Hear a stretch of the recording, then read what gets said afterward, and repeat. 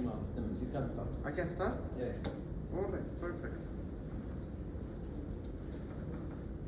أنا كيف حالك؟ شو أخبارك؟ All is good? الله يعافيك يا أهلا وسهلا. Okay, welcome back. كيفكم يا جماعة؟ How was your break? Good? Good, الحمد لله. طيب. This is the second session for today. In the morning session, we have covered the introduction.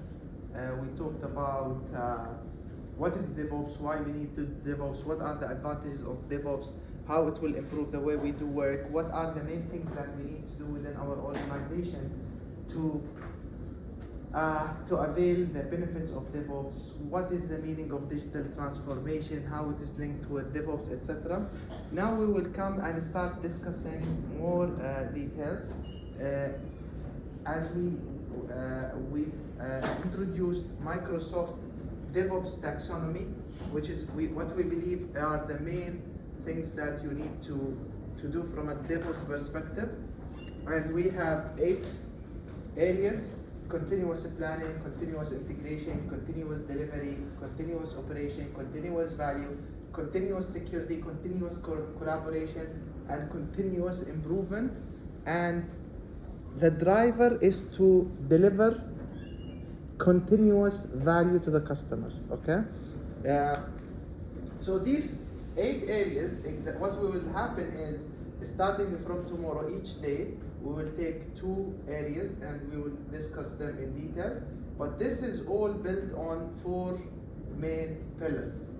So today, now in this session, we will discuss what are these pillars and how they're going to support us in the DevOps transformation journey.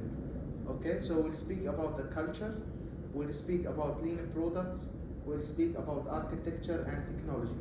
When we speak about the culture, basically we will highlight what is the culture that we need to have in place so that we can do DevOps. Because as we mentioned, sometimes we said there is no deadline. So how we're going to solve this problem? This might be solved with some techniques. Sometimes we might need to solve some challenges with things related to the culture, such as trust. There is no way you can guarantee the work will be done in certain scenarios, but to build culture of trust. And if you have attended or if you're practicing any of the agile methodologies, you will find out sometimes for the estimation, you just need to trust the team. You cannot, in Agile, in Scrum, you cannot basically discuss with the team to reduce the time or pressure them to reduce the time, because you trust that they will come with the best estimation for the work. For the lean product, we will discuss how we're going to think about building our product gradually, and how to measure, how to look at the value, how to ensure that we are actually creating a value and we're not creating features that are not adding any value. Then what will happen to the architect role? How we need to think about architecting the solution, because in the waterfall approach, the traditional way, the architects will come and put a very comprehensive architecture in place, correct? And then it goes down the process now. But if we're going to do things in gradual, incremental changes, so how we're going to position the architecture within that scope? And finally, what are the technologies or possible technologies that will help us in achieving a complete DevOps implementation? All right? Please. Sorry? No. So lean product. So these are the pillars. So we'll use them across all areas. So this is not only for quality, but this actually, the lean product mainly is related to planning mainly, but it also supports other areas. Okay? Exactly. So these pillars, we say, okay, if you don't have these pillars in place, we think it's not quite a DevOps journey. If you have these pillars, you might have changes here and there, and these pillars is actually what facilitate your DevOps transformation. If you don't have the right culture, if you don't think about, if you stay rigid about the architecture, saying no, I need to build my architecture ahead of time, then again, that will impact your transformation journey. Okay? Digital panic. Have you came across this concept? Digital panic is you start doing something, and it's actually not only for the digital things, even when you would like to do any transformation, any change, when you start, after a while you feel, it doesn't feel that I can do it. It's so hard. There are a lot of hidden areas I did not anticipate for, and you fall back to the old ways of doing things. Okay? And that's, when you do digital transformation, we call this the digital panic. And all organizations usually, when we engage with management in any actual DevOps or digital transformation, we always tell them, look, there is always going to be a drop in the performance, because there is a drop where the team will learn and understand what's going on, start changing their mindset, start adopting to the new way of doing work, then it will go up. But if you keep saying, oh, now it went down, I need to go back to the old ways of doing things, that's just not the right thing to do. So you need to understand that you might have this. So, by the way, there is, I forgot the actual percentage of digital transformation initiatives that fail, but worldwide the percentage is very high. A lot of digital transformation, DevOps transformation project implementation fails for many reasons. And this basically highlights when you are failing to have a transformation. Okay? So to have a transformation, you need to have a clear vision from the management. You need to have a consensus between the management and the team that we need to do this. You have to make sure that the team have the right skills to do the work and to train them for the transformation. You have to incentivize people for the work they do as part of the transformation. You need to make sure that they have the resources they need to do that transformation, and they are working according to a plan. And a plan, again, there is a difference between a plan and a schedule. Please don't mix two of them. A plan does not mean that this week I will do what, the next week I will do this. No, the plan is, it has milestones. It says, okay, we need to achieve this. It might not necessarily have timeline, but it have a clear path on what you need to do. If you don't do all of this, then at some stage you will have a problem. So if there is no vision, it's confusion. So someone will come to you and say, okay, we are going to do this as part of the digital transformation. What is this? Who said we are going to do this? Based on what? Who's basically is driving this? If you don't have the consensus, you have the sabotage, which means some people will start trying to sabotage this initiative because you did not win their heart. If you don't basically train people, make sure they have the right skills, anxiety. People will become very anxious and they don't really feel that they would like to do it. And it goes on. So when you do digital transformation or DevOps transformation, you need to cover all of these aspects. And I believe we've touched enough on this. It's not the technology. It's not about implementing Azure DevOps or GitHub or whatever. It's people, process, and technology. You need to train your people, make sure that you motivate them, you win their hearts, they are willing to do the work. You have a clear process on what is the new way of working, how we're going to do the estimation, how we're going to do the planning, who is going to send us the request. We cannot come up with a new process and say, okay, basically all the requirements will be coming from now the product owner, from the product backlog. Then all of a sudden, guys, forget about this now because we have a few requests that are coming from the top management. Let's do it in a different way. This is not the right way of doing things. Okay? And finally, the technology. Good? DevOps is not a tool, is not a set of features. So it's a change, and when we do change, we know that organization don't usually change. So there is nothing such as the organization change unless people within the organization really decide to change. Good. زي يعني إن الله لا يغير ما بقوم حتى يغيروا ما بأنفسهم. The organization by itself, it won't change. It's actually the accumulative work of the change that's happening across and from all people.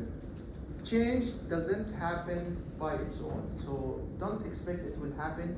It needs to be intentional, which means if we're going to do DevOps transformation, we cannot say, okay, let's do Azure DevOps here, then let's see what happens. Then no, it needs to be intentional. There needs to be a sponsor within the organization saying, guys, we have a vision in 2-3 years.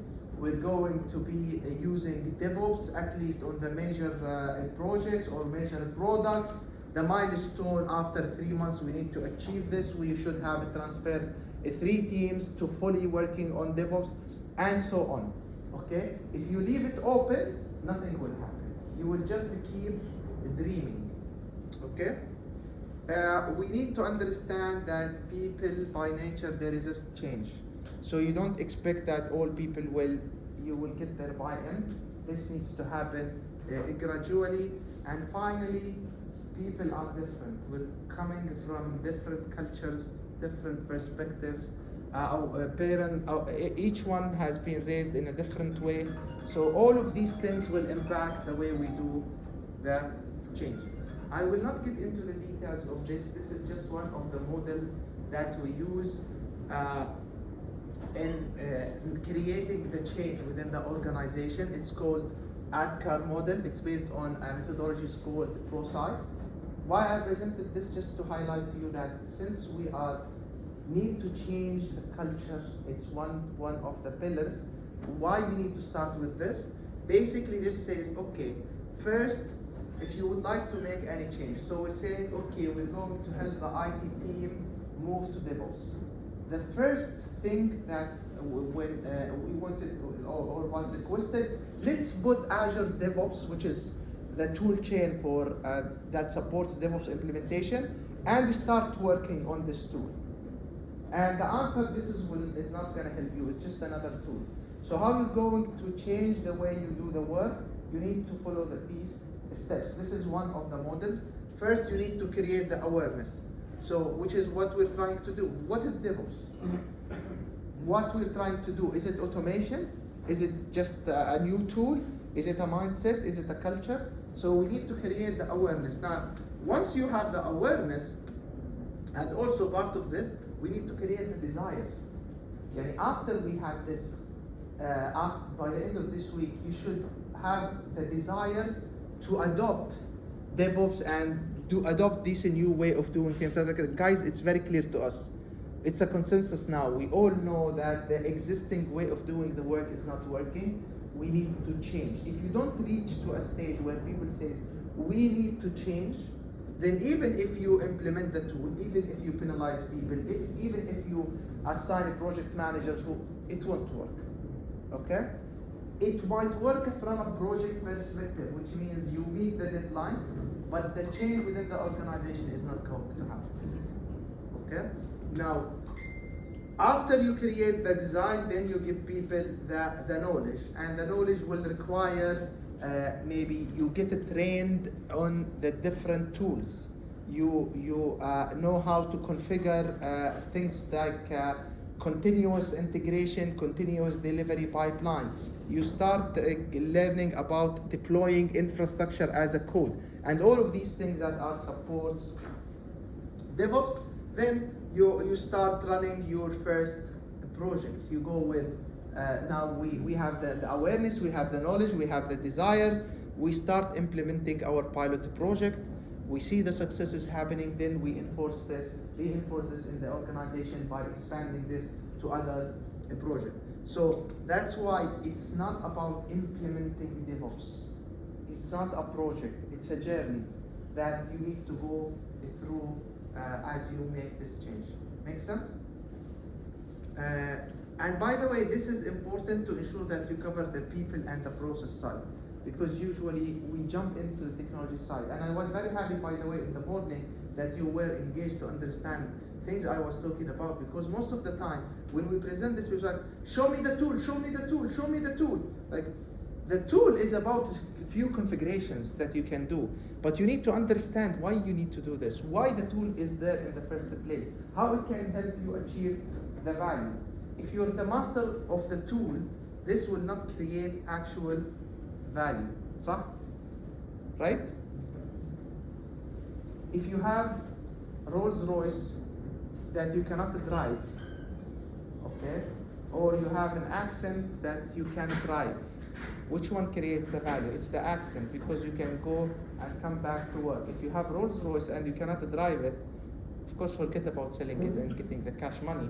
Still, the value of going back and forth to the office is meaningless, correct? Right?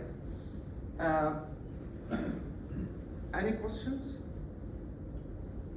Okay, so this is just another model that says how people think. If this is the motivation, this is the ability. If it is hard to do or easy to do, something is hard to do or easy to do, or the motivation is low or high. If the motivation is low and it's hard to do, it's unappealing. People, they really don't want to look at this. If its motivation is high and it is easy to do, this is very straightforward, and you will find it natural within the organization. So in theory, where is the optimal place we should be in? Frustrating, straightforward, right? So we always should start to go up. So when you are making the change, the problem might not, because the people are finding this hard to do. Maybe they just need more training so that they understand and they are capable of doing it. Okay? So working on the culture is definitely one aspect, and it's one of the main challenges. The management need to let go of some of the decisions they make, so that this decision are being made at a lower level. But at the same time, people at a lower level of authority, they need to understand that they need to be trustworthy. They need to take the decisions for some areas, and they need to achieve what they are supposed to do. Okay? So both ways, both parties needs to understand what is required from them, and they need to adjust this. Again, one of the biggest things that happens in the culture when someone says we need to do this, even if he's the CEO of the organization, like, can we please understand why? What is the motives behind this? Sometimes we understand there are some red lines and confidential information, but at least we can have 80% of clarity on what's going on and why we need to do this and what's the purpose and the driver for that. Correct? So what is the different culture styles and where your organization need to be so that you basically can start with your DevOps or let's say avail the benefits of DevOps. So we have the pathological organizations where there is low cooperation, okay? And usually the messenger is shot. You're familiar with this concept? The messenger is shot is when you find something wrong and you say, but this is wrong, this is not working, you become the victim. Then they're going to shoot you. It's working, right? The messenger is shot. Responsibility are shared. So basically everyone is basically looking up for his areas. Nobody knows what is exactly required from who. It's more of a circus there. When there is a failure, when a bridging discouraged, which means if I go, I'm from the development, he's from quality control. If I go to him and speak like, we have to solve this issue, you have no doubt. Then my manager will tell you, why did you go to quality control? You speak to them directly. You have to speak to me, then I'll speak to my manager. My manager speaks to the manager of the manager, then the manager of the manager speaks to that manager of the manager, and it goes like this. And the two concerned people are actually not in the picture, and the guys decide something else, and it falls back and leads to more misunderstanding, correct? When we have a failure, we're searching for scapegoating. Something goes wrong, who's the first one to blame? Who's the first one to let go? Okay? Novelty crushed, a new idea, again, someone would like to try a new thing. We never tried this before, please forget about it. Let's keep things moving the way they're doing. If you have this mindset within your organization, then you need to work on this before you start working on DevOps, or you need to change this as you move with your DevOps journey. Of course, on the other side of the spectrum, where DevOps lives and where DevOps you can achieve a lot of things, is when there is a highly cooperation. When the messengers are trained, if someone says that something is not working, something is not, I find some issue, we help them, we train them, we accept their message, we investigate their message. Risks are shared. Basically, if we success, we success all together. If we fail, we fail all together. It doesn't matter if you find 100 bugs, but the system is not working. No one should come and say, I did my part, because your part is, at the end, is a working solution on a production environment. Bridging is encouraged. When there is a failure, we do inquiry, and this means let's learn from this, let's move forward, let's find out how we can learn from this and build on it. And of course, if someone comes up with a new idea, this new idea seems to be good, we just implement it. All right? Any questions? So it's inevitable, if you would like to really do a DevOps, that you need to do some changes within your organization. The big question is, do I really need to do all of this change before I start with my DevOps journey? No, you don't need to do this, but you need to understand it's not just about the tool. So if at one stage you have started your DevOps journey and you started finding these difficulties, you know that this is because DevOps will require that type of culture. You need to work on the culture as you go. And if this is not, your organization is not changing, then you at least you know, while you're not availing the full capabilities or the full capacity of what DevOps is promising you. DevOps is promising you that you will be deploying things faster 200 times. You will say, okay, but now I'm only deploying 5 times faster, it's not 200. DevOps does not work. No, it works, but there are some missing items we need to focus on. Okay, so this is what are the different layers of management and how things goes. Basically, the responsibilities of teams will change. As I mentioned, then we have usually senior leaders, we have organization management, we have the team leaders, and we have the team members. Okay, so the senior leaders, what they are supposed to do, they need to support the transformation. There should be a sponsor who's supporting the DevOps transformation within the organization. They should not just speak this, they should practice this. We should not start with our first initiative, then when we face a difficulty, they say, no, forget about it this time, let's go to the old way of doing things. If they don't support you, then they cannot, you will not move forward with your DevOps transformation. Of course, they need to work with the teams, they need to ensure that the overall journey is going forward, they need to remove the blockers, provide the required resources so that the journey is moving forward. Now, same for not the senior leadership, but the managers on a lower level, they need to play the role model, they need to promote the new culture, they need to work with their team members to ensure that they get their buy-in, and of course they would like to keep the connection between the team and the top management on the day-to-day activities. Empower the team. It always happens when we start with the journey. The team will start feeling that things are hard. They need to change. So the management will make sure to support them and say, okay guys, there is no way back. We're moving forward. We're going to achieve this. Please bear with us. We're reaching somewhere. Okay? Okay. Now for the leadership team, they need to understand that the different team managers, that they need to understand, now we need to create features teams. And by the way, in DevOps, when we say we create a feature team, we don't necessarily mean that we need to change the organization structure.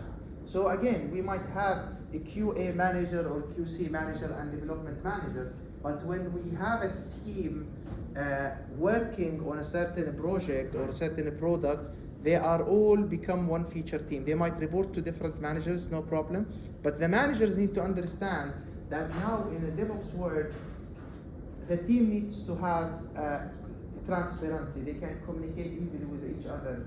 So there is no hierarchy of the communication that needs to go up, then go down.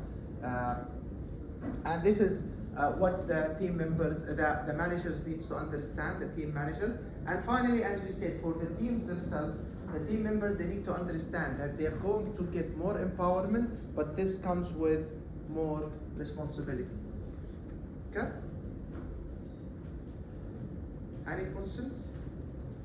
Perfect. So I think we've discussed this now. That what is the leadership behavior? Again, role modeling. Managers need to do what they ask people to do. They need to have a clear vision, and they need to communicate this vision to their people. If the initiative is going without a clear vision, what we're trying to achieve, why we're doing this, it's useless. They need to coach and mentor different stakeholders, different team members, and they need to have the learning mindset.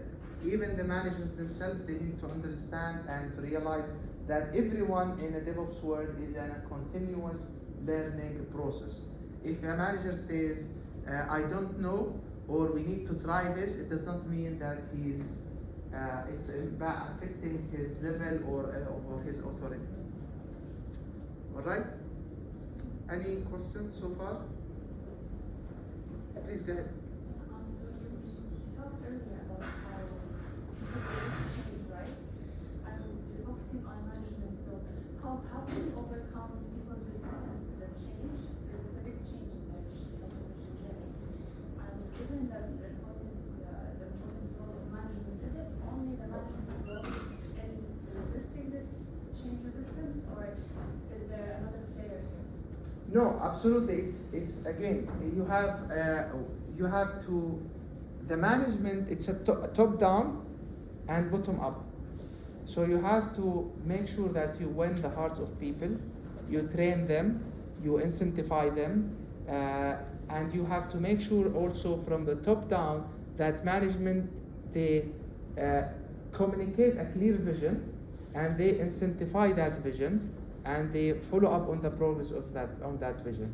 So if both words did not match, then you have an issue. If you say to people, our vision is to go and start working on DevOps, we're going to move our main like Hukumi all by the end of the year to a DevOps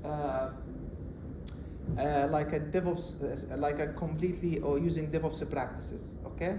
Then down the road, you start working, and every time when one of the members says, but this is not how we should do it in DevOps. Forget about DevOps now, we have to meet the deadline, right?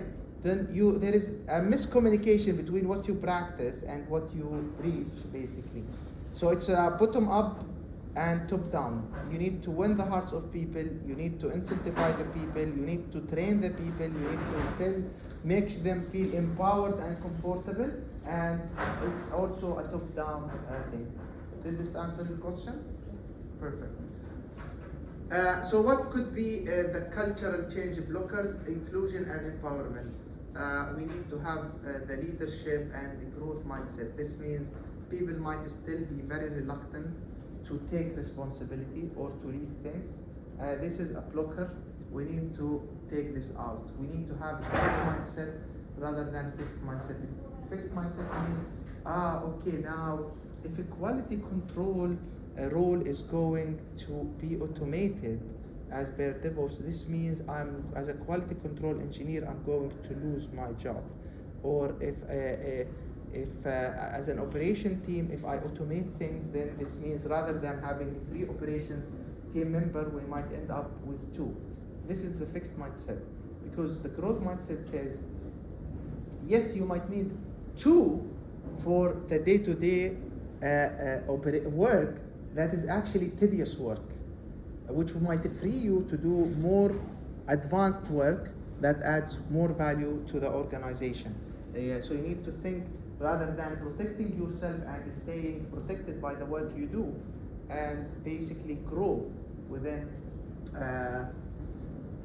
what you do and what you achieve. I remember once, the first time I became a manager, one of my team members, he came to me and he said, look, you have to be careful in this organization. I said, why? He said, you're sharing all the knowledge you have, and you're telling us exactly how we should progress and how we should do the work. I said, okay, what's the problem? He said, yeah, but this means if any of us might become at the same level you are, you're at risk. I said, true, but that's not your problem, that's my problem. If I just make sure that you don't know things so I protect myself, that's the fixed mindset. The other problem, if you reach to a level where you are at the same level as I am and I have not worked enough on myself, that's my problem. It's not your problem, right? So that's how we should think about it. And even if you do things right, even if you have no place within your organization, you will find it somewhere else. So always try to get out of the feeling that you have this fixed mindset. I would like to protect myself. I would like to stay in the work. I don't want others to know what I know. All of this is, by the way, is a big blocker to what's happening in the journey. The second blocker that also you will see in your culture is the management support. The management basically are not supporting the DevOps initiatives. They say, okay, we like the idea, but it stops there. When you present them with a roadmap, when you ask them for clear KPIs, all of this, they say, okay, tomorrow, after tomorrow, the day after, etc. Sometimes your organization might have very rigid rules when it comes to information security, when it comes to procurement cycle. This is also another blocker that you need to look at and work on from a culture perspective. You might have complications around getting people together because quality control team, they're reporting to a different manager from the development team, and these 2 managers don't like each other. All of these politics within the organization are going to impact you. Of course, lack of common and clear vision and goal. Everyone is trying to find out or have a different vision, especially on the management level. All of these are blockers that will basically make you or your initiative fail. Again, statistics says, by the way, the highest number of DevOps transformation and digital transformation projects or initiatives, they fail. And the main reason of failure is usually leadership, strategy, and not the technical issues. That again goes back to people and the process. You can buy the tools, pay millions of dollars for licenses, start working on this. You say, okay, I have the Azure Devops in place, GitHub in place, I brought consultancy company, all of this, but no results.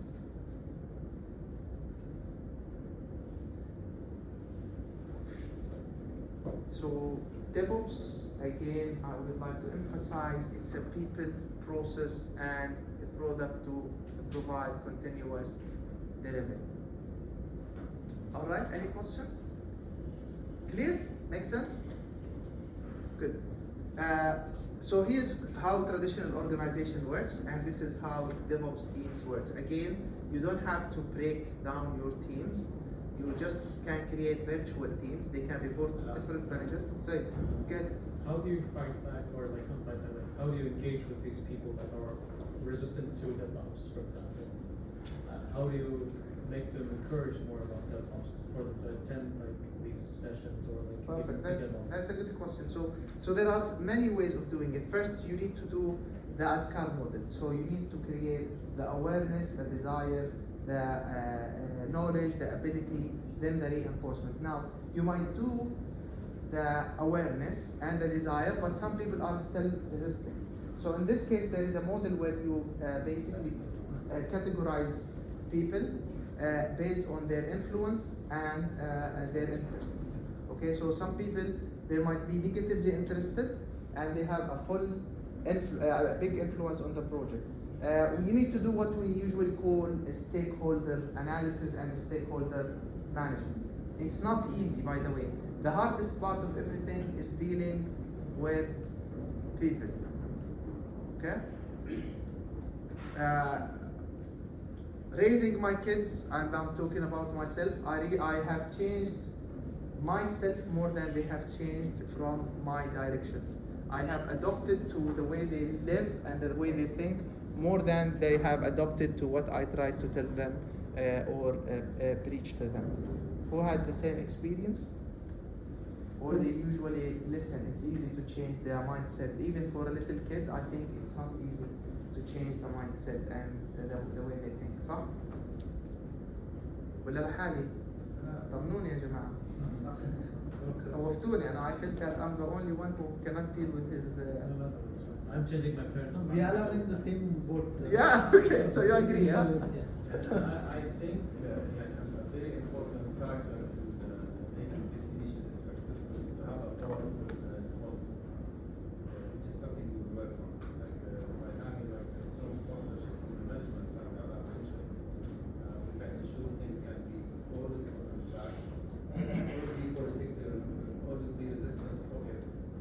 But with this model Ala just explained, and with like the right sponsorship from management, can make this Correct. And one additional thing that helps with this also, Muhammad, is having an intentional journey. So again, we might, if there is a vision, we're going DevOps, we would like to go DevOps, but there is no intentional journey. So there's no milestones clear, like, okay, this is the roadmap, this is how we do it. People will still find, a way to resist. But if it's clear and you start getting some like winnings, you start winning, doing a few projects, celebrating, you will find out that more people are joining. Okay? And of course, at the end of the day, you will always find people who will keep resisting. Correct? And that's part of what it's business as usual. yeah.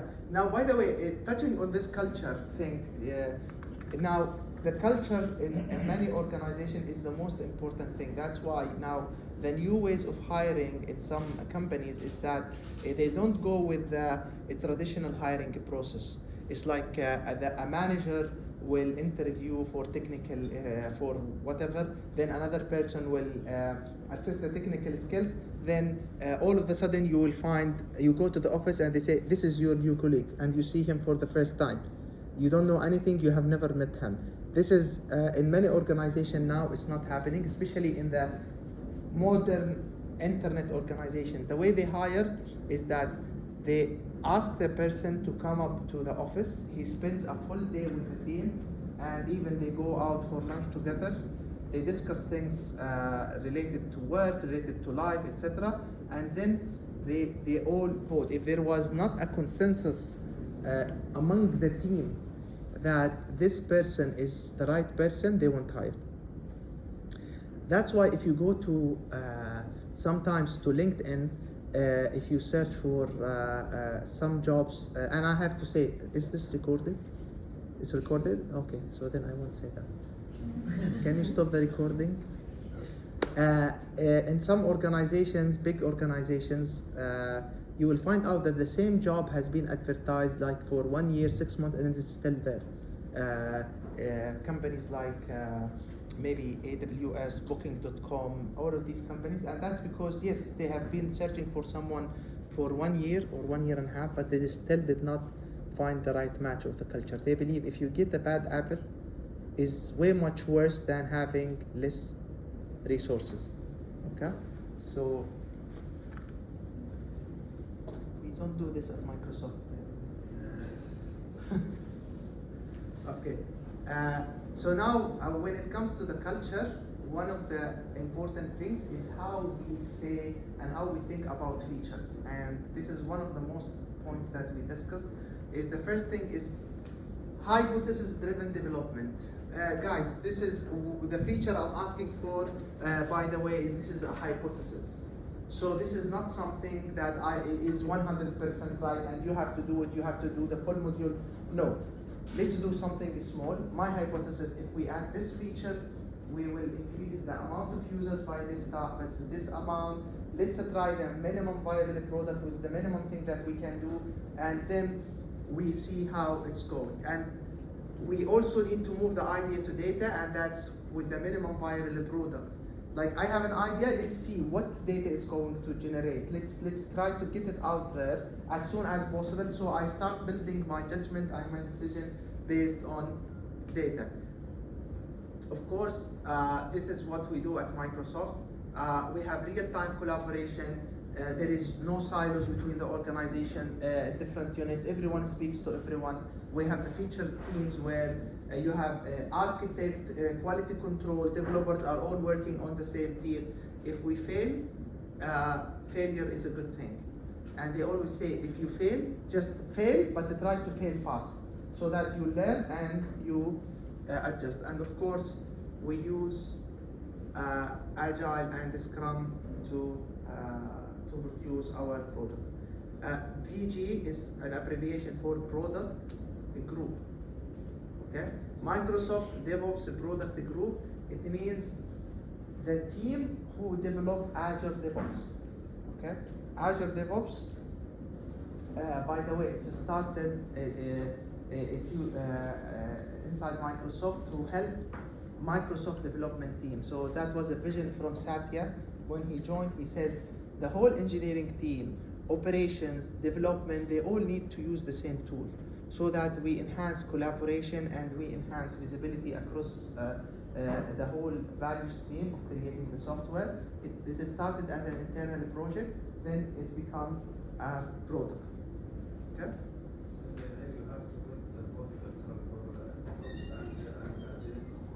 Sorry?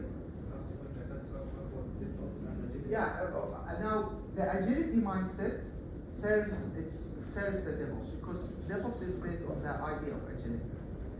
Okay?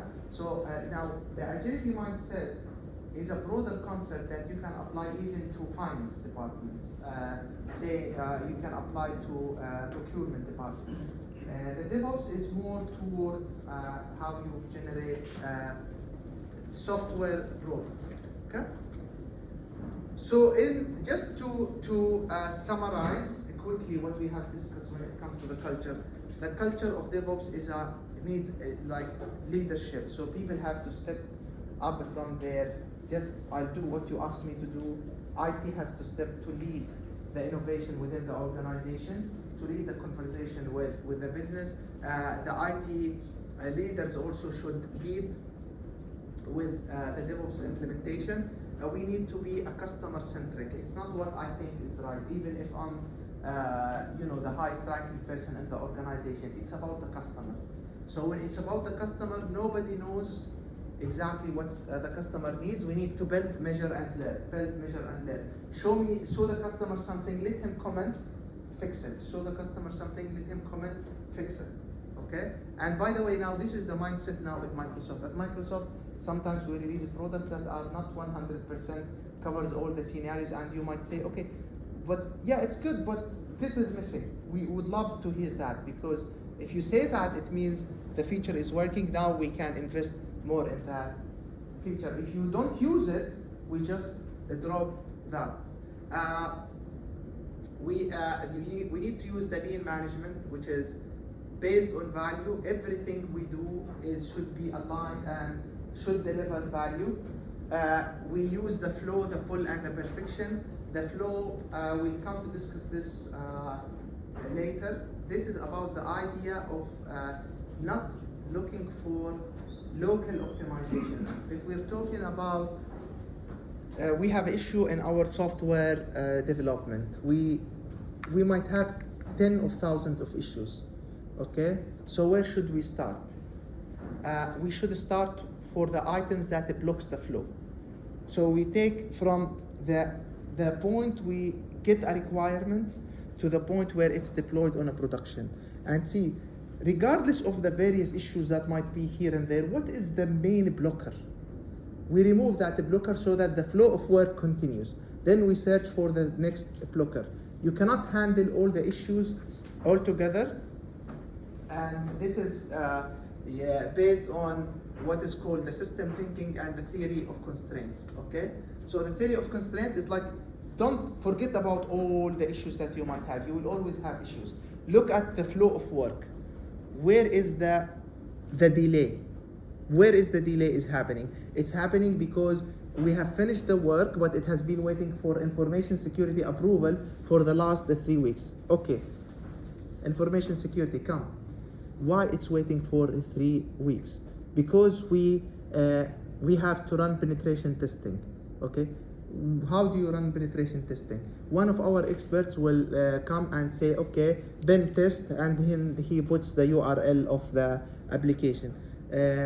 So why 3 weeks? Because we have so many requests. Okay, can we automate this and take it? It will become part of the deployment process. So when someone deploys, what we call continuous deployment or the pipeline, as part of the steps, it will automatically run that penetration test. And if it fails, it will not deploy. If it succeeded, it will deploy and it will send you the report. How this is different from, the first thing they will say, no, that's not gonna work. I know. Not only them, everyone would say that. But you have to say, okay, why it's not gonna work? What's the problem? You don't want to deploy? Give me the criteria. Say if there is high items, 10 high items, don't deploy, then I won't deploy. And that's all automatic. But I don't want to wait for you for 3 weeks to come back to me and say there are 10 issues you need to fix. Okay, if you have a script for this, just put it on the pipeline so I can run it, and it will automatically tells me, well, you're not going to deploy because you have these 10 issues. I fixed them, I deploy again. If it works, then I don't have to wait for the 10. Now we fix this deployment thing. Then we come, okay, what is the next issue that we are facing? Oh, we have problems with the quality control team. What's the problem? Also, we might need to find out that we need to find more resources. Okay, what will happen if you add more quality control engineers because you had some delay in quality control? You came and you added some quality control engineers, but still you had that issue of deployment that's not happening. And that's the actual item that hinders you. Even if you add 100 people here, still your flow is blocked, right? You need to think about removing waste. Anything that does not add real value, it should be taken out of the system. We do a lot of documentation that is a waste of time. I always joke about this. I say I spend more time on the documentation than the time people spend reading it. Okay? If you don't think that people are going to read it, no, make it shorter. And spend your time on something that is more, maybe sometimes it's better rather than writing a long report just to bring people in the room 5 minutes, you give them a brief and they leave. So you need to remove the waste. You need to balance alignment with autonomy. We will discuss this in planning. Now, it's not a top-down thing. The management will set up the vision. They will assign the milestones, what we need to achieve in each quarter. Then it is for the team to decide on which features are going to support with this vision, okay? The shift left, I think we've discussed this. One of the things we always pay attention to is trying to shift the work to the left. The earlier you do the work, the faster or the better you can produce. For the example we give, you can, if you have the scripts that security run on your code as part of your development process, then as you finish each and every task, you can run this and find out if you have an issue or not, rather than waiting for 2 or 3 weeks for them to do that check for you. This is why what we call shift left, Okay. Another example of the shift left is the pair programming that we gave. Rather than waiting for the developer to finish the code, then the quality control start testing it. No, put another engineer to do the quality control on the code level, as one is writing, the other one is monitoring the quality. This is shift left concept. Okay? So it's about being proactive about. Yeah, the sooner you do the activity, the better. So we do requirement gathering, design, coding, testing. The more you get things in parallel, that's why we call them continuous integration, continuous delivery, continuous. And that's what we've seen in the video of for the Formula One. They did everything almost at the same time. You might not be able to do everything, but always this should be the mindset. If someone says to you, we have to wait for X to finish so that we start at, oh, stop. Wait is a waste. Let's see how we can shift left. You might find a way, or you might not find a way. Okay? Finally, security. Security needs to shift from the mindset that it's the responsibility of the information security team. This is basically the responsibility of everyone within the organization. Okay? Again, guys, all of these concepts are very important so that when we start speaking about the practices, we all know why we think about them this way, why we have this CI/CD, continuous integration, continuous delivery. Now, one of the things, cultural things that happens at Microsoft, something called inner sourcing. Have you ever heard of inner sourcing? This is not just inside Microsoft. I think most of the big organizations they're doing. It means I have an idea on how we can automate the testing. I'm a developer. He's in quality control. We have an idea about automating the testing. Now, with inner sourcing, I don't need to go to my manager, get his approval, or get a fund, or some people might be just would like to do something. So we go to Azure Devops, we start a new project, we call it test automation, and we say, guys, anyone can contribute to this. Any developer or any quality control who's interested, who thinks this is a good idea, is like an open source project, but it's within the organization. Okay? Now, and usually when the teams are small, like when you have 20 people, 30 people, this is not gonna work. But we're talking about big teams, like when the organization have like 30,000 developers or 10,000 developers, or at least hundreds of developers, this is a good idea. Okay? Any questions? So this is are all related to the culture. Any question about the culture? Perfect. So next topic is lean product.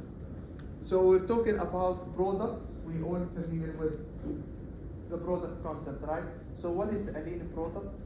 Based on what we have discussed so far, what do you think? What is the difference between a product and a lean product? How you would have a lean product? You don't have too much ambition with the product. You just start with the highest priority, and then you move on to. Exactly. It's a small batches. You incrementally build your product step by step. So that's a lean product.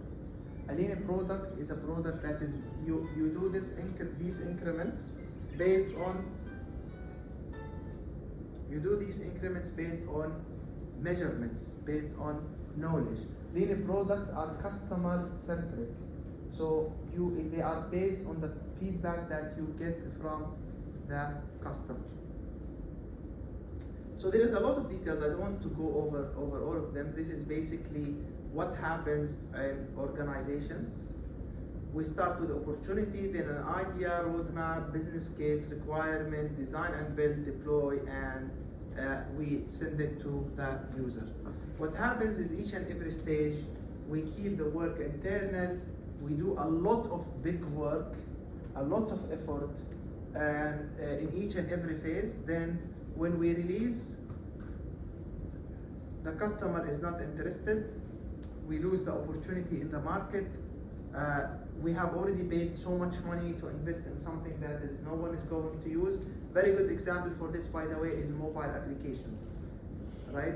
Each organization will say we need to have a mobile application. When you ask them why, because everyone is having a mobile application. That's a very nice justification. Okay, it's similar to when you deal with your kids. You buy a football for someone, the other one would come and say, I need a football too. Why do you need it? Because you bought one for Hassan. Do you need it in the first place? So again, that's the same thing. We need, if we don't build this with the customer, we don't identify what are the risks ahead of time, finding out, do we need it, do we don't need it, what are the things, the problem it's going to solve, not what are the features that we are going to implement. What's the problem that we're trying to solve? How it's going to help us achieve something? And of course, there need to be, have the people and maybe the customers involved with this. This is a good example. Why could Facebook raise so much money? So Facebook, they had 150K registered users. They had zero revenue, almost, or it was in minus. They had, at one stage, first investment they get was 500K. Then in less than 1 year, they got 12.7 million. Do you think what was the reason? Ads. Huh? Ads. Ads? No. By the way, first 7 years, Facebook was losing money. So the first year, they had 105K users, okay? They were minus in revenue, but they got a big funding of 12.7 million. A lot of internet companies, why you find out that they're worth much, they're sold for a very high amount. صح? When a company like they bought it for $4 billion, all of this. This is all, like when Facebook was in the early years, that's because it was customer centric. What does this mean? They looked at, it started in one campus, one university campus, I think it was Stanford, if I'm not mistaken. And they found out that in a few months, almost 80% of the students were already on Facebook. So they thought, okay, if just within one university, we had 80% of the students, if this scales, what we will get? The second thing was the stickiness. Students used to spend a decent amount of time on Facebook. This gave them a very good indication that this is, if you try to scale this to many people, it's a winning solution. Okay? So basically, they were able to prove that they captured people attention. And if you can't capture people attention, that's a very big problem. So how you're going to make this? You need to do this gradually, in small batches, because if you build your product at once and you find out that there is an essential problem with the way you think about your product, you have to do a lot of rework. Lean product means you have a vision for a product, but you don't build the full product. You gradually build it as you go, okay? This one ES, this is called like one engineering system, and this goes back to what I told you about Satya Vision, like where he said operations in Microsoft, development in Microsoft, quality in Microsoft, they all need to use one engineering system, which is Azure, is now called Azure Devops. We had, they had what is called the bug cap, and this is, by the way, from site reliability engineering. They say, okay, if for a certain team who is responsible of a certain area, if the number of bugs exceeds 10 bugs available on the production environment per engineer, what will happen? Stop adding new features, fix the bugs, because if you keep building on top of an unhealthy system, you might fail and it might break very soon. Okay? This is sometimes they call it the bug cap. Sometimes they might say the bug budget. So as a team, we have a bug budget of 50. If we exceed 50, we should stop accepting any new features. We should fix the 50 bugs. Then we continue our work. If we don't do this, we keep accumulating technical debt. Okay, so this is part of lean management or lean products.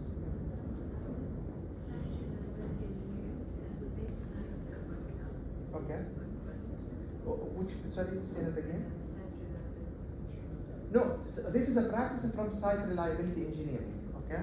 So, by the way, site reliability engineering is the concept that was coined mainly by Google, and it's a set of practices that helped Google deliver a very high resilient solutions and reliable solutions.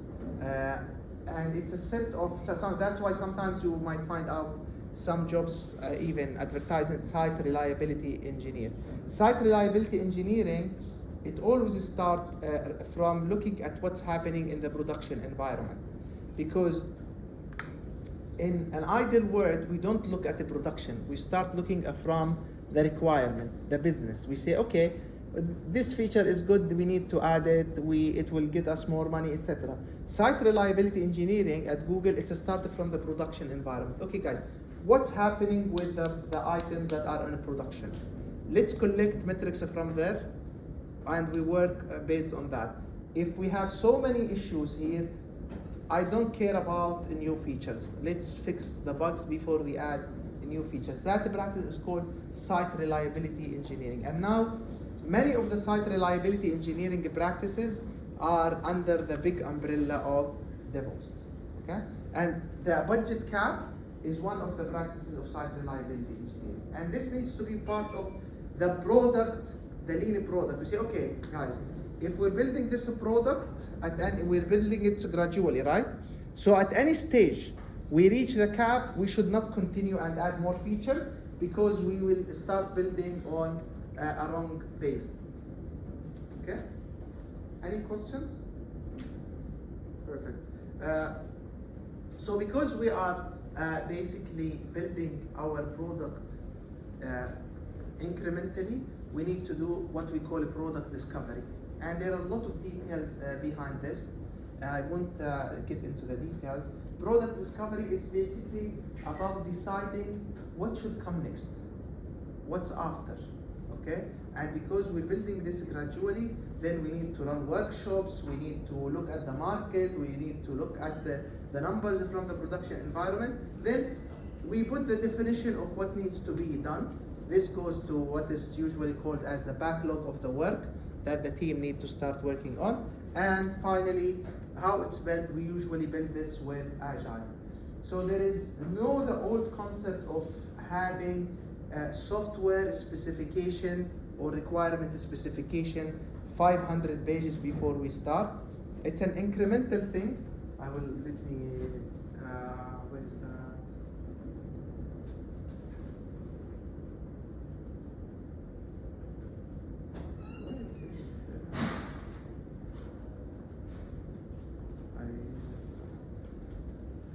I will come to this later. Basically, we keep building the backlog of the work that we need to do as we are doing the work. So there are some areas we don't have much certainty. Based on the priority, we make them clear. Then we put this under the development. Okay? So now let's just quickly go over the process of the lean product management. So first we need to have vision and strategy. There should be a clear direction. Again, we're not going to develop everything, but we need to have a clear direction where we are going. What is the vision and what is the strategy? Okay? Of course, the vision will be inspiring. It says we're going to build the best e-government portal. This is just to motivate the people. The strategy, will be more focused. It will say, okay, by the end of this year we need to do this and this, by the next year we need to do this and this, etc. Okay? If you don't have a vision, usually you will lose the direction. Good? These are just example of visions. So Google, a product vision to provide access to the world information in one click. Airbnb, belong anywhere. GitHub is where the world builds software. It's just one simple statement. Good. Now, by the strategy, it needs to be focused. It needs to say, okay, we will have this first product by the end of the month. That after 6 months, we need to have the second version. Again, when we assign a strategy, we speak from a value perspective, not from a feature perspective. Okay? So we might say, by the end of the month, we need to have the portal open for individual services. We don't necessarily need to say which services exactly, okay? Because the details might come later. We don't do a lot of analysis ahead of time. Now, once we have the strategy and the vision there, then we start doing the product discovery.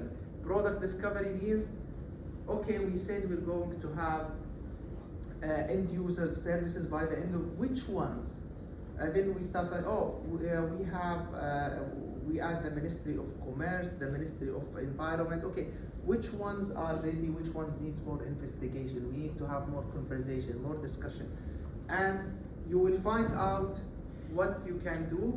You ensure that whatever you can from the discovery is ready for development. You send it for the product delivery, so the team start working in the agile approach, the sprint, to start producing the work. Is this the end of the story?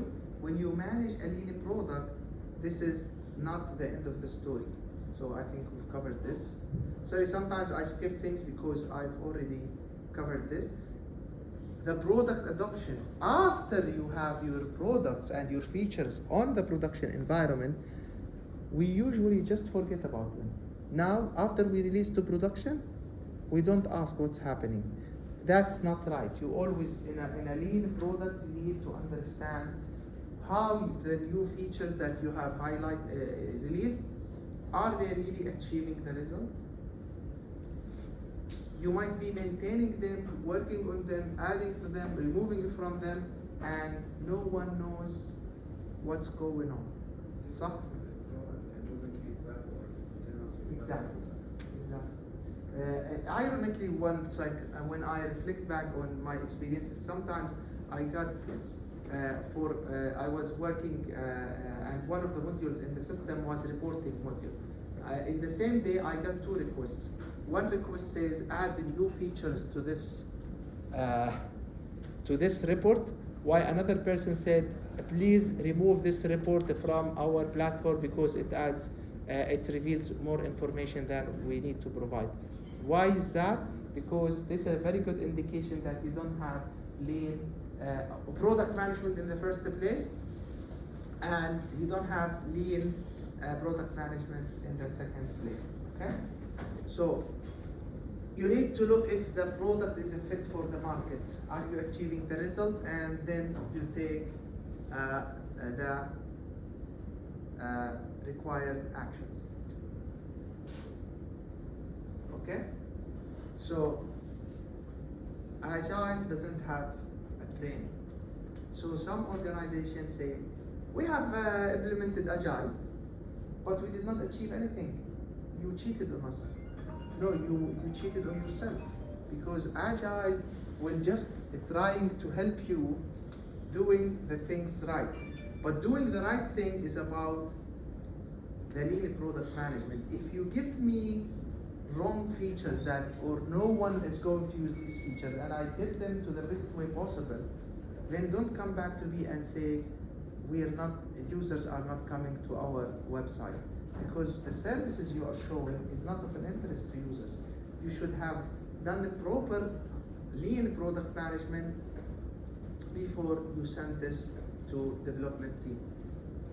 Okay? is it an interesting story? At least for me, it is. Is it? So there is no magic, but still there is no magic wind as well.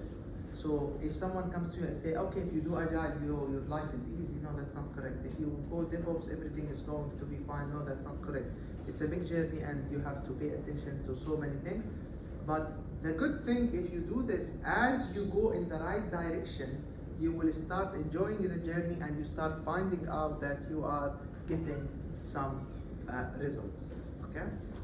By the way, this is a very nice book. It's called The Lean Startup. This guy discusses basically what exactly you need to do to have a lean product: build, measure, and learn, minimum viable product, pivot, or preserve. So again, you do the minimum, you do the minimum, you learn, you adjust. You do the minimum, you learn, you adjust. Okay?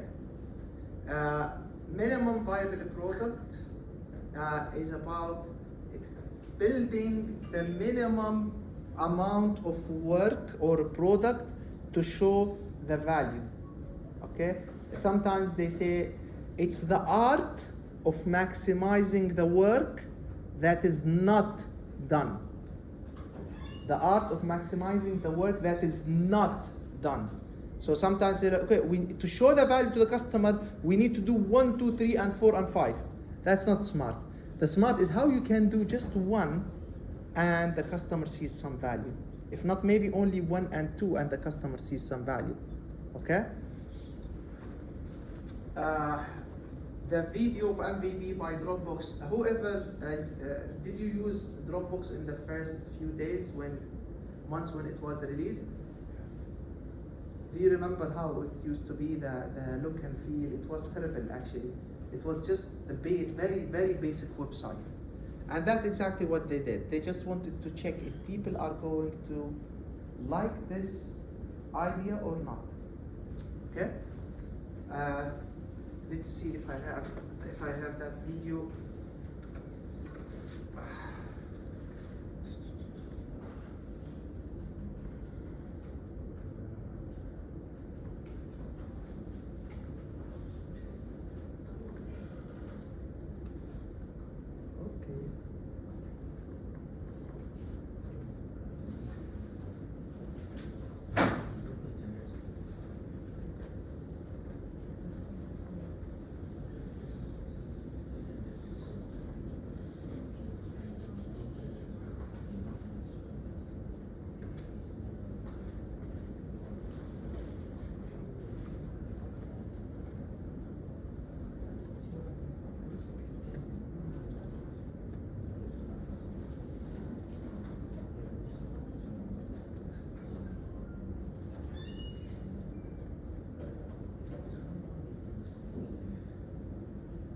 Okay, my name's Drew, and we'll be taking a quick tour of Dropbox, which is a better way of keeping your important stuff synchronized across your PCs. And what makes Dropbox different is that it just works, meaning that there's no complicated setup or configuration. And if you're familiar with development tools, Dropbox is kind of like taking Subversion and rsync and making them easy to use. So here we'll walk through a concrete example. So I just got a new laptop, and I've got some important files on my desktop that I like to keep synchronized across both machines. And to set up Dropbox, all you really have to do is install the application, which I did a moment ago, and then link it to an account. So I typed in my information there, and it brings me to this web interface where I can see recent changes to the files in my Dropbox. And I can actually get the files directly. So in addition to synchronizing files across PCs, Dropbox also securely backs them up and synchronizes them to the web. So you can click on any of these files, and it does what you expect, in case you're not on one of your computers. As far as the Windows interface, it looks like a normal Windows folder except for these green and blue icons indicating whether or not the file's up to date. And Dropbox is done pulling down all of my stuff. And an important idea behind Dropbox is that it fits into the way you already work and synchronizes your files continuously. So I can make a change to a document. So I can just take it down there. And I'll hit save. And actually the change will take effect just as quickly as it can be sent over my internet connection. So if I refresh the page, it'll indicate the change. And it even extends to another computer. So I've got my desktop right here, and if I open that file, I can make a change on my desktop and have it reflect on my laptop. So I'll do that on my desktop here. And when I come back to my laptop, you'll notice there's this notification indicating the files were changed. And when I reopen the file, you'll notice this text has changed, the news changed for my desktop. And likewise, the web interface will change. In addition to this continuous sync behavior, Dropbox also archives past versions of each file. So you can click this revisions option and sort of go back in time. So here's the version we were just looking at, and here's the version we first saved, and so on.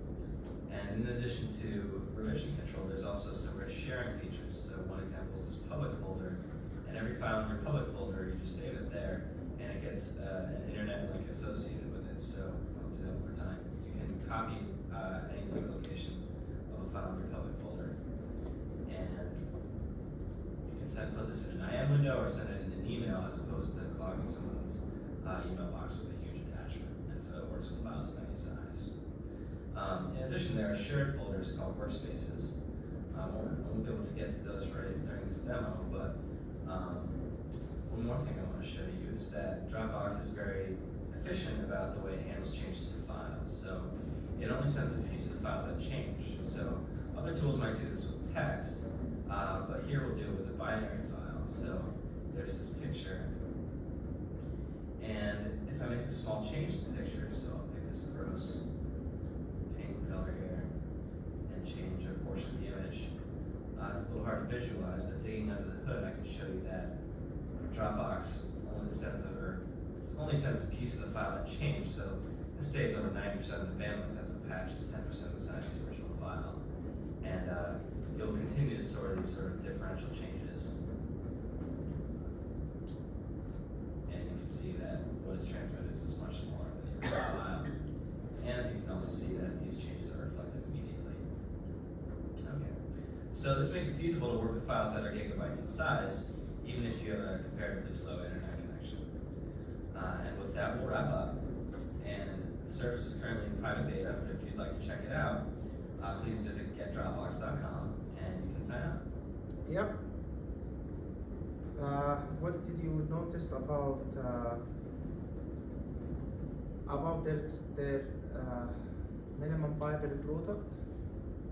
Is that they don't do things 100% complete. If you look at the design, it's a very simple design. It's not necessarily the best design ever. If you now go to Dropbox, you will find much more features. If you look, for example, at the sharing. Now, sometimes we say we'd like to have sharing. Okay, let's share on Facebook. Let's give them or share on WhatsApp. Let's decide on which people we should share up with. Let's find out how is the design of the email that goes to them. All of this is an over-engineering. The way they did it is that they just created one folder. They said this is called share. If you put anything in it, it will have a link. It's public to everyone. Once people start using this, now if you go to Dropbox, now you can share with specific people. You can also define what is the level of access, right? Like you can read, you can edit, you can update, you can. But when they did it, it was just very simple at the beginning. Sorry, guys. Minimum product that customer can get value from it. Yes. And a very good example, the customer request a website, registration, last name, and some information. Correct. The minimum value will be this website. Second value that will be integrated with WhatsApp. Exactly. Because you might find out that this whole login is not working, and basically you will decide to make the services available without login. So you might spend months working on Twitter login, Facebook login, a password login, email login, all of this, then you find out that none of this is working. Okay? Now, of course, sometimes we have to give a prototype, or okay, and just for sales and marketing, so that the customer goes through it. But that's called a prototype. They might show some screens, but that is usually a prototype, not a minimum viable product. Again, the way you build your product from a minimum viable product into a complete solution is not basically something you build one component fully, then the other component fully, then as you have all the increments, you have a full solution. No, you have to deliver some value and then gradually upgrade that value. Of course, this is just one example of how Microsoft did one feature, which was using voice recognition. So we did this first. You were able to just narrate the message, then you can say send. When you say send, it will send the message. But there was nothing just like, okay, add another person. So you just can respond to an existing email. But what if you would like to add another person to achieve the email? This comes first. What if you would like to add an attachment? This comes after that. So if you add the first version, if you wanted to add an attachment, we would say, okay, this voice feature is not going to help you. Once we find out that it is working, then we start doing and working on this. Okay? Any questions? Because one important aspect of the lean product is at one stage you're going to pivot or preserve. Pivot means you might change. Your initial idea might start that you would, so if you know Facebook, initially it was not built for the public, right? They decided to build it for the university, and it was mainly just photos. Then they pivoted the idea and they made it a social network. So that you might start at one place and you end up at another place. Or preserve, خلاص, it's good. You capitalize and build on this. So you need to have minimum viable products, and you need to pivot or preserve. So you need to revisit what you are doing. You might have one tool. Again, you might start working on Agile Devops. You work on Agile Devops to manage your DevOps work for 1 year. Then you decide, you know what, it's no longer helping us the way we want. We're going to go to GitHub Enterprise Edition. That does not mean by any way that you did something wrong. It's that your needs, the complexity of the work will mature as you go, so you might need to pivot. All right? Now, dual track is a very important aspect of lean product management. You should not do things in a sequential manner, okay? So this is a continuous process. So in the product discovery, you keep finding out what needs to happen, what additional features that you're doing, but as you go, you need to ensure that you have enough valuable business that the delivery team can work on. And while they are delivering, you are basically discovering more work that will add value to them. While what we used to happen in a traditional manner, we have business analysts, they keep like 1 month or 2 months trying to find out all the requirements, they articulate the specifications, then the development team will, the architecture team will work, then the development, all of this is no longer applicable in the old way, and that's what makes your product a lean product, okay? A final important aspect of lean products is user experience. What makes the product successful, many of the products like Dropbox, Facebook, Google, is that the usability aspect. You know that Google, on the Google search page, if you go to Google, there is only one box and search, right? Because if you're old enough like myself, before Google, they used to be Alta Vista search engine, Yahoo. If you go to search engine, you will find a page full of information, full of news, whatever. It was very distracting. Google said, no, you know what, we're a search engine. We'll make it usable. The user experience, like, I would like to search, you don't need to search where is the search box. It's in front of you, it's in the middle of the page, right? You just put the word, you search, that's it, you're done. And so far, by the way, how long, like Google, how old is Google? 1998. Yeah, something, it's like, 23 years. 23 years. They're still doing it. It's working for them. User experience is good. So what is a user experience in general? A user experience is what is the perception of the user, okay? How the user is perceiving the service is easy or not easy. It's a 3-component usability. So which means he can find the features he's looking for quickly. He can use them. It's straightforward. Okay. Then it needs to be inclusive. Inclusive means it looks for different genders, different people with different ages, etc. And finally, accessibility, which is related to people with disabilities. Okay? So that's what makes a user experience. And by the way, I think accessibility and inclusive design now, they are a big part of what all companies are working on. And I think from what I've seen, Qatar, there is an organization called Meta, صح? They look for this and they have their own logo that they put in if it's accessible, which is a very good effort, because you would like people with disabilities to be able to use your service. Is Hukumi accessible, by the way? It is, right? Yes, Perfect. So that's what makes a product lean. Design thinking, again, is design thinking basically is a way of how you do your discovery, and it is customer centric. Okay, it's a complete framework on how you can find out and discover what you need to do next.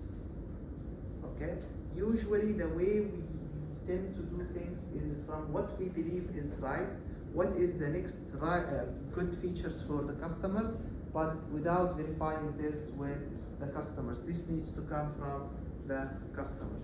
Okay, perfect. So what is the, again, in a lean product, we're experimenting.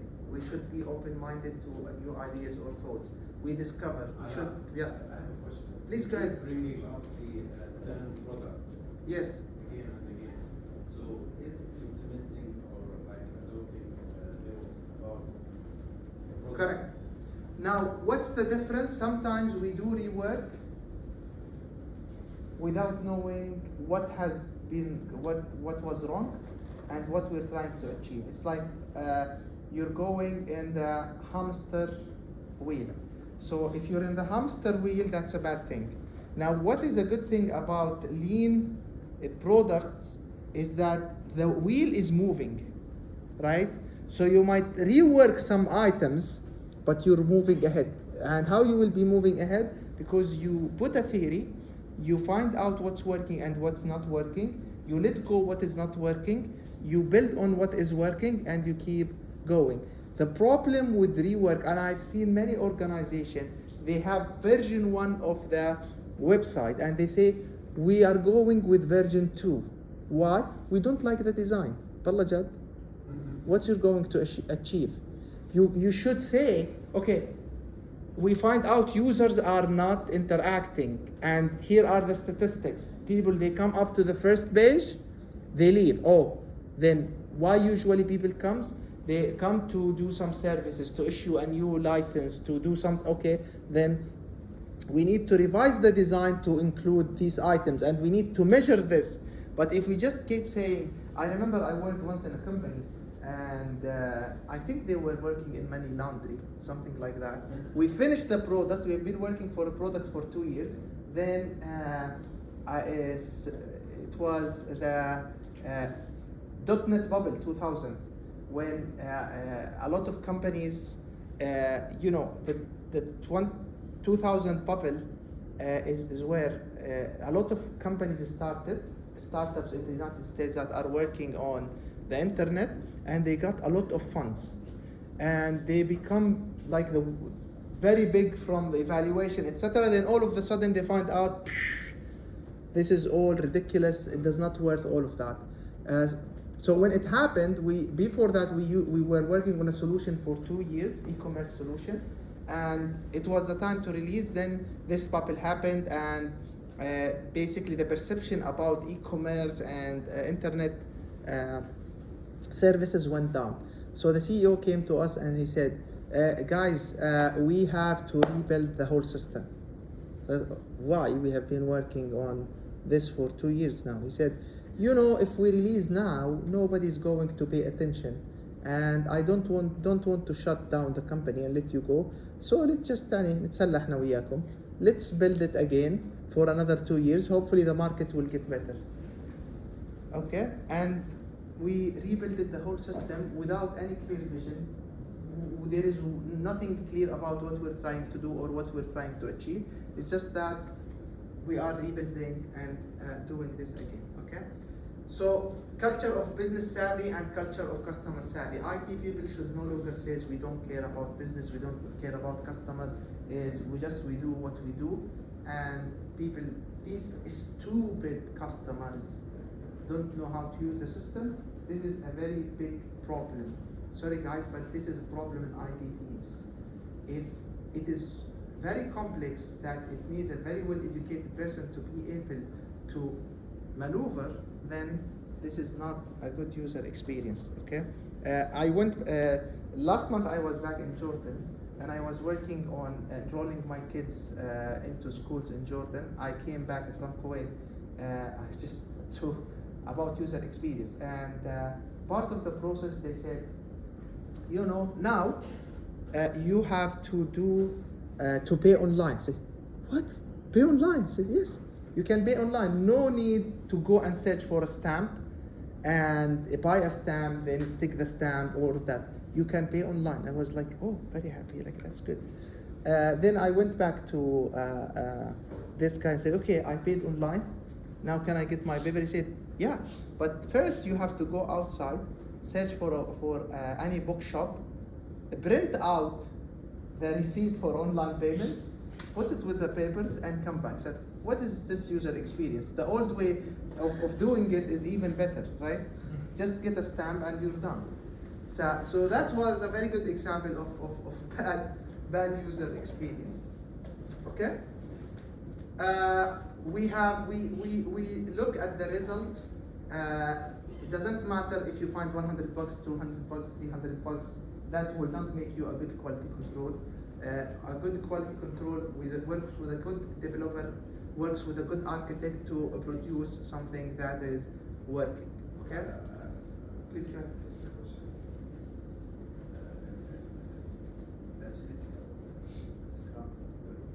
Yeah.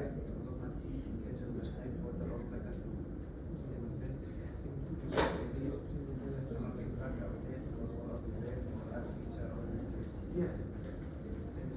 Yeah, but now in agility they always stop, and if you look at the Scrum and how they describe it, they always stop after you release the work. They don't discuss getting the feedback.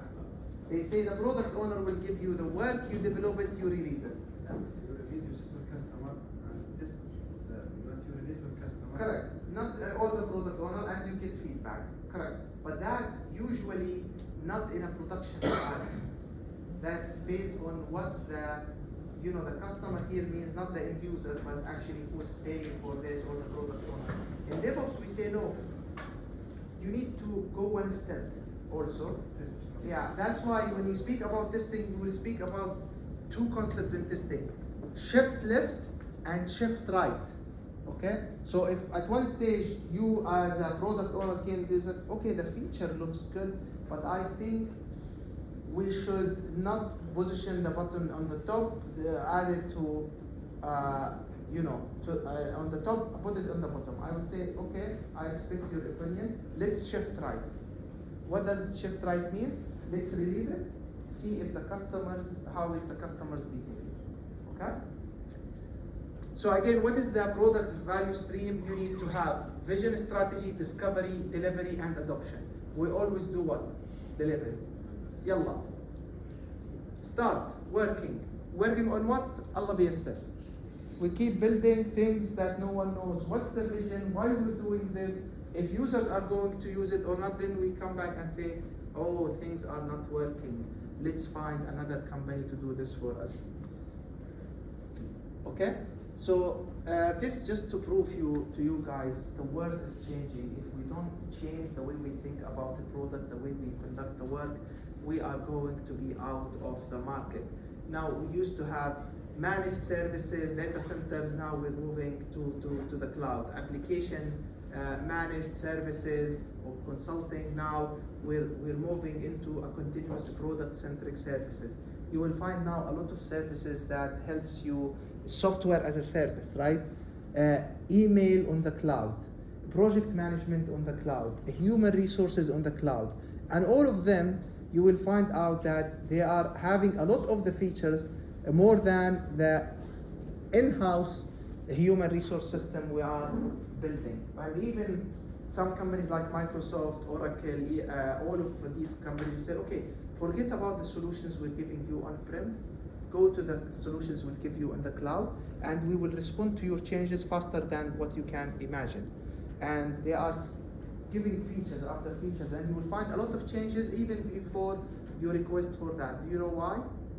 Because what happens actually is that they now, because everything is on the cloud, they can measure the behavior across all organizations, and they find out what could be a good feature to add based on that. So when they add it, say, oh, wallah, I was thinking about this. How did they work on this? It was in my mind. It was not in your mind. It was because they're measuring what everyone is doing, and they decided to come up with this. Okay. Now, one of the big advantages, if you attend any of the sessions about Microsoft Sentinel, which is they call it SIEM solution, security, events, and management system. We say that, okay, whenever there is a new vulnerability, we are the first one to identify. Why? Because we analyze more than 4 billion signal a day related to security across all Microsoft products. So if we sense that there is an attack on a company that is using Microsoft products in Japan, we will automatically know that there is some kind of attack, and will secure the environment even before you know that we have done this. Previously, no. The attack will happen there, then we will keep asking you maybe after 4 or 5 days, or maybe 6 months or 1 year. It's recorded already, right? Someone will call you and say, by the way, we found a vulnerability. وخلص attackers are already inside your environment and they have been doing what they wanted to do. بعدين you have to fix it. We will tell you, send us the patch. Now all of this is changing. Any questions? Do we still have time for architecture? We have 15 minutes. 15? Okay. Guys, I talk too much. You have to stop me. Someone stay so that we catch up with the curriculum. So what is the architecture? We all know the architecture is very important to any solution. If you're following up on LinkedIn 2011, it almost went out of, it started in 2010, I think, late, and the adoption was unbelievable. To a stage where the system was crashing heavily because they were not able, the architecture was simply a very bad architecture. So they had to stop for a very long time, not adding any feature, just to fix the architecture of the system, and they make sure that it can serve this huge number of users. Okay? Again, this is a very good example of a bad architecture. It might have just at the beginning of each side of the bridge, it might be just 1 centimeter misalignment, but as you go, it will become very big. So what is software architecture? Just the software architecture basically in its traditional meaning is that you understand what are the different components of the system, how they should interact with each other, who are the different stakeholders that are working, what are the attributes from scalability, from security, from reliability that needs to be in the system, how the data will go from one place to another, how the different department or communication line within the organization is going to be supported by this architecture, the workflows if there are any workflows, and also identify any reusable components. So if you have logging components, rather than having this in each and every module, you just create a centralized logging component, and all the modules will just send the signal, and then it will add the log. So, but if we're going to build our solution gradually, so where is the architecture? Because we're building it step by step, right? Previously, we used to put the architecture because we know all the requirements, but now we don't have that. So how we would build our architecture? Any thoughts, ideas? Initial design. Let's start and have it. Exactly. So again, similar to the product, there should be a vision for the architecture team or the architect. He needs to have a vision for how the product looks like. What are the main things that needs to be there from what we call entities, agility, availability, flexibility, durability, and then facilitate the gradual build of this solution. And if things changes on the ground, what will happen? He will adjust his vision for the architecture. Because again, it's good to build a full architecture at the beginning, but if it was a false architecture, if it has any issues, and you have built a lot of components on top of this, rebuilding this is a very laborious process. It's a tedious process. Okay, the architecture will look at the application, the data, the security, and the operational aspects. Operational aspect means things like, okay, the backup, how we will do the backup, how we will export, if there are any batching that needs to happen at night, if batch work is happening, how to inform the operation team it's working, it's not working. All of this is part of the architecture. Please continue. Okay, how is Devops changing the perception and methodology towards architecture? Like there are many, I would say, new concepts that Devops has brought. For example, containerization. Correct. So when you put together an architecture, how do you keep this? Yeah, that's good, and we'll discuss this in the technology part. I think we will not be able to cover today, so tomorrow morning is the first thing will be. So now when we build our architectures, and that's one of the big advantages, by the way, of the cloud. And we always say, if you're going to go with your DevOps journey, cloud is an enabler, because containerization, we'll discuss this tomorrow, is easier. Orchestration of the different services is easier. Having centralized logging is way much easier. All of these things are facilitated by the cloud. Okay. Now, just to comment how this will help.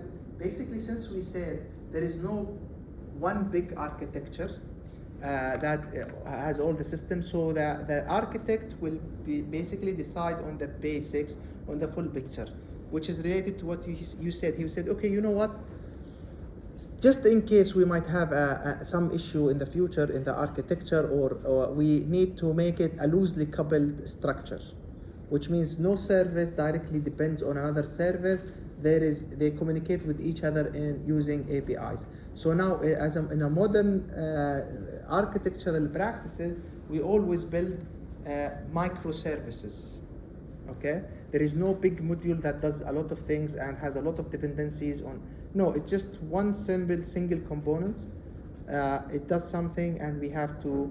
If we decided to change it, then you only change that component. And when you might need to change this, let's assume you have a solution now. All of your solution for Hukumi is built on .NET. Okay. Now, if you decided to add some big data analysis to it, and you would like to, you start searching for capabilities, you find out that .NET libraries available to support big data are not really that strong. But what is strong?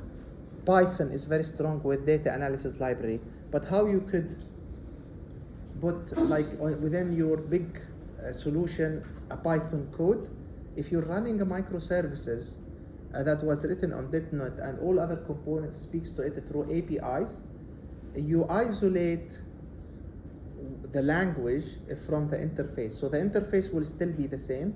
You just rebuild this component. Other components might be in .NET, in Node.js, whatever language you decide on, and you just basically change this.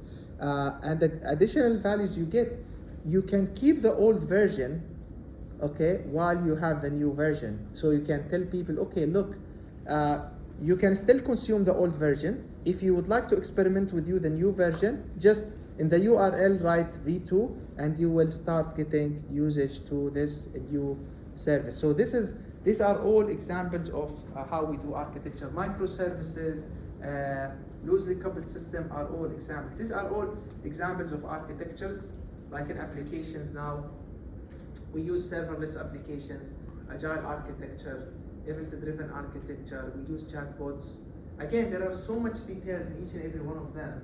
I cannot get into the details, but the point here is that when you go and start to work on DevOps, you need to reconsider the architecture of your system. And when you do microservices, if you have a very big team, you don't really need to coordinate between them. Why? Because each one is working on a microservice. If the API is still working, you use the API. If they decided to make changes, they just release a new version of the API. The old API will be working. They will send a message to other teams saying, guys, we're deprecating the old API in 1 month so that there is no dependencies. You can scale the work on big teams. Okay? So now, what is the role of the architect? As we discussed, the role of the architect is basically to have a vision and to put the standards and the overall picture. This basically says what are the different programming languages, just sample of them and how they have been evolving.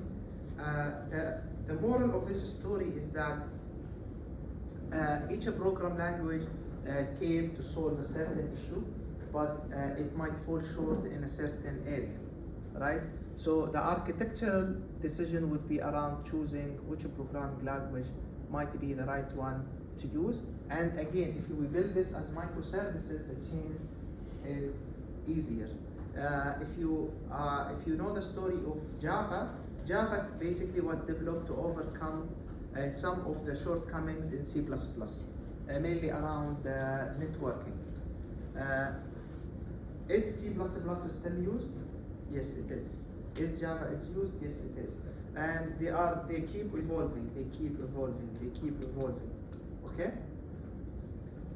So if the languages keeps evolving, then again you need to understand your system needs to keep evolving, and you need to maybe sometimes if you go with the microservices, you might even decide to change the language as things moves forward. So this takes us to the Agile Architecture and the evolutionary architecture. It means you just need to evolve to support the needs of the current users and keep building the architecture based on the emerging needs. There is no need for upfront investment in building a comprehensive big architecture. Okay? So by the way, some Agile methodologies, they suggest that the best architecture is the architecture comes from inside the team. So the team are actually the architects of the solution, and they say there is no need to have a person called architect. Okay? Sometimes it works, sometimes it does not work. Sometimes the systems are very complex and really needs to have someone with a vision to support the team with this. All right? So there are really 3 things I think we've discussed. There's the cultural component, the tools and the technology, and the architectural part. That's what makes DevOps. Any questions? So I won't get into the technology part. I think we have to cover this tomorrow morning in the first session. What time is it? Do we still have time or 4 minutes. no? 4 minutes. So this is just a teaser for what we're going to cover tomorrow quickly about the technology. See you next episode. Okay, any questions? How was your first day? Good? Bad? Ugly? Huh? Thank you, Shabab. يعطيكم العافية. Thank you so much, and on behalf of the team, I would like to thank Ala for such a wonderful and educational session. And team, I just want to remind you that there will be like 8 more sessions every day this week from 9 to 11 and from 1 to 3.